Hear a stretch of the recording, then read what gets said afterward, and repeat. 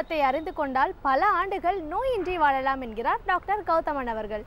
நிகழ்ச்சியில் அடுத்த பகுதியாக வரவிருப்பது பல்லாண்டு வாழ்ந்திட.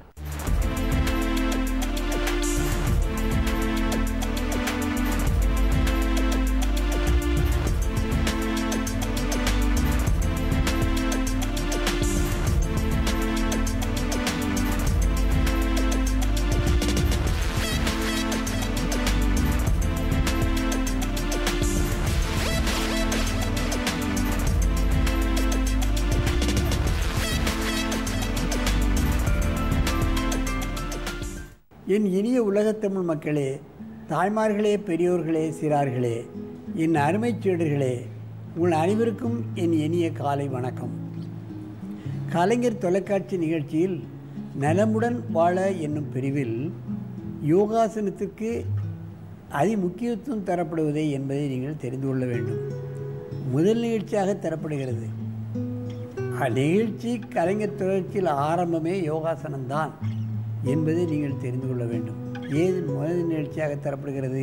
இது அவ்வளோ முக்கியத்துவம் வாய்ந்தது, மக்களுக்கு முக்கியத்துவம் வாய்ந்தது, பார்ப்பவர்களுக்கு முக்கியத்துவம் வாய்ந்தது, நோய் எதிர்ப்பு சக்தியை தரக்கூடியது, நோய்களை நீக்கக்கூடியது, எந்த நோயும் நீக்கக்கூடியது, யோகாசன ஆசிரியர்களாக இதை பார்ப்பவர்களே மாற்றக்கூடியது.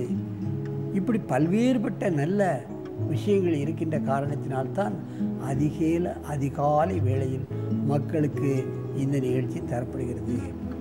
அந்த முறையில் இன்றைக்கு நீங்கள் பார்ப்பீர்களானால், திருப்பூரிலிருந்து அற்புதமான 2 மாணவிகள் இங்கே வந்திருக்கிறார்கள். தேவி ஸ்ரீ, இவர் 5000 யோகாசனங்களை முடித்து கின்ன சாதனை படைத்த ஒரு பெண். பார்த்து கொள்ளுங்கள், 5000 ஆசனங்களை முடித்து விட்டார். காயத்ரி, இவள் திருப்பூர் பப்ளிக் ஸ்கூலில் படிக்கிறாள். காயத்ரி இன்ஃபென்ட் ஜீசஸ் ஸ்கூலில் படிக்கிறார்கள். இவர்கள் ஒரே ஆசனத்தில் பல்வேறு மாற்று ஆசனங்களை, அதில் உள்ள வேரியேஷன்ஸை எவ்வளவு அற்புதமாக செய்கிறார்கள் என்பதை நீங்கள் பார்க்க வேண்டும். விருச்சிகாசனம், கோகுல விருச்சிகாசனம், சக்கரபந்தனாசனம், கண்டபேருண்டாசனம், இவைகளெல்லாம் ஒரே ரவுண்டில் செய்கிறார்கள் என்றால் பல காலமாக சாதனை செய்திருக்கிறார்கள். அதைத்தான் நான் கவனிக்க வேண்டும். 5000 ஆசனங்களை செய்யக்கூடிய பெண் இன்றைக்கு யாருமே இல்லை. இந்த ஒரே பெண். அதனுடைய ஆசிரியர் அந்த பெண்ணை அந்த அளவுக்கு பயிற்சி செய்து திருப்பூரில் விழா வைத்து அதை கின்ன சாதனை செய்திருக்கிறார்கள். இப்பொழுது அவர்கள் இந்த அற்புதமான ஆசனத்தை செய்து கட்டப் போகிறார்கள். பார்ப்பதோடு மட்டுமின்றி உங்கள் குழந்தைகளையும் உங்கள் பள்ளி மாணவர்களையும் இதுபோன்ற கின்ன சாதனை செய்யக்கூடிய அளவுக்கு நீங்கள் மேம்படுத்த வேண்டும் என்பதை இந்த நேரத்தில் வலியுறுத்தி சொல்லிக்கொள்ள விரும்புகின்றேன். என் அருமை மாணவிகளே, நீங்கள் விருச்சிகாசனத்திலிருந்து ஆரம்பிங்கள். மெதுவாக செய்ய வேண்டும், அவசரப்படக்கூடாது. எவ்வளவுக்கு எவ்வளோ மெதுவாக செய்கிறீர்களோ அவ்வளவுக்கு அவ்வளோ நன்மை.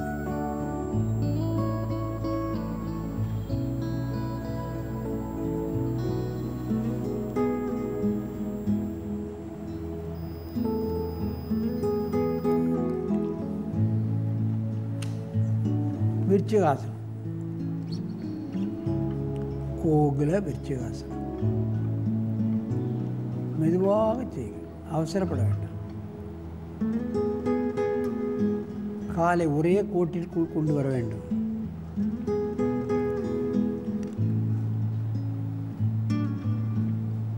சக்கரபந்த ஆசனம்,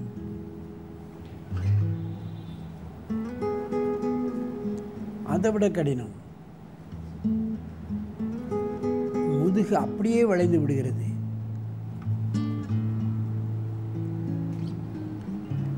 கண்டபேருண்டாசனம்,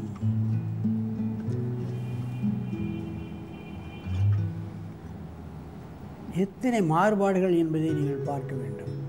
அதைத்தான் கவனிக்க வேண்டும். 500 ஆசனங்களை பழகி கின்ன சாதனை படைத்த மாணவர்கள், இதை பார்த்தாவது மற்ற மாணவர்கள், பள்ளி தாளாளர்கள் அவரவர்கள் குழந்தைகளையும் இதுபோன்று பயிற்றுவித்து கின்ன சாதனை படைத்து தமிழகத்துக்கு பேர் வாங்கி தர வேண்டும். மெதுவாக இந்த ஆசனத்தை கலையுங்கள்.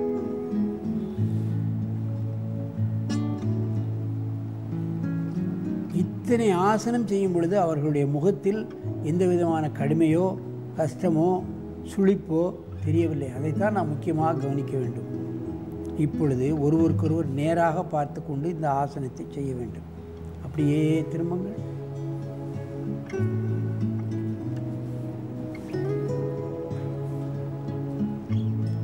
முதலிலிருந்து செய்யுங்கள்.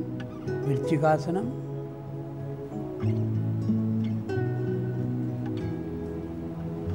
விருச்சிகாசனம் என்றால் தேள் ஆசனம். தேள் கொடுக்கை தூக்கி கொண்டு இப்படித்தான் போகும். உடலிலே என்ன விஷம் இருந்தாலும் இந்த ஆசனம் செய்தால் நீங்கிவிடும் என்பதுதான் அதனுடைய உட்பொருள்.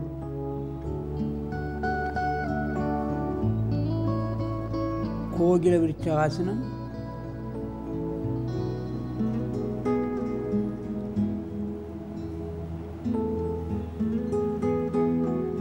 சக்கரபந்தாசனம்.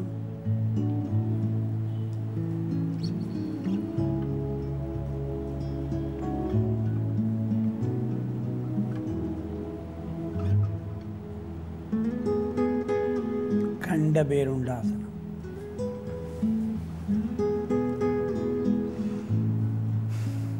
இவையெல்லாம் ஒன்றுக்கொன்று தொடர்புடையது.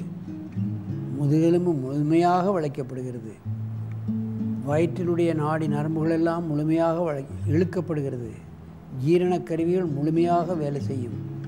எந்த சிறு குடல், பெருங்குடல், கல்லீரல், மண்ணீரல், கணையம், கர்ப்பப்பை அத்தனையும் சரியாக வேலை செய்யும். நோய்களில் பெரும்பகுதி வயிற்றிலிருந்தான் ஆரம்பம்.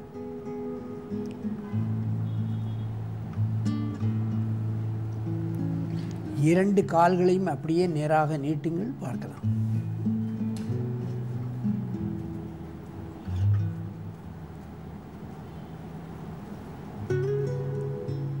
எவ்வளவு அற்புதமாக செய்கிறார்கள் பாருங்கள். மெதுவாக இந்த ஆசனத்தை கலையுங்கள். நீண்ட மூச்சு வாங்கிக் கொள்ளுங்கள். நேராக எழுந்த பத்மாசனத்தில் உட்காருங்கள்.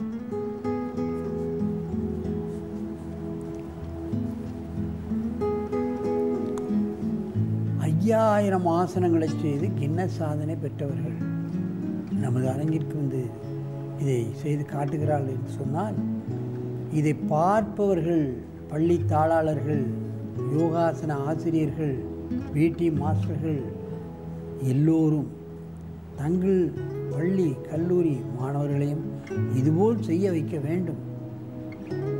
மற்ற மாணவர்களையும் இதுபோல் செய்ய வைத்தால் நிச்சயமாக அவர்கள் மனிதர்கள் மாணிக்கமாக வாழ்வார்கள்,